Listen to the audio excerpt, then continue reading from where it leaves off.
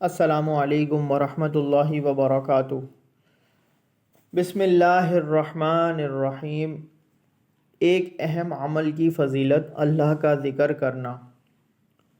رسول اللہ صلی اللہ علیہ وآلہ وسلم نے فرمایا، جو لوگ اللہ تعالیٰ کا ذکر کرنے کے لیے بیٹھیں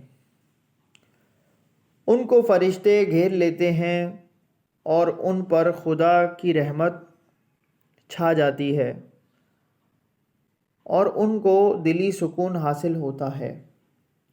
حوالہ مسلم 6855 عن ابی ہریرہ رضی اللہ تعالی عنہ و ابی سعید رضی اللہ تعالی عنہ۔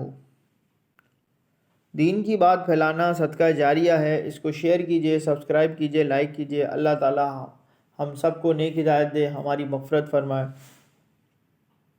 جزاک اللہ خیرہ۔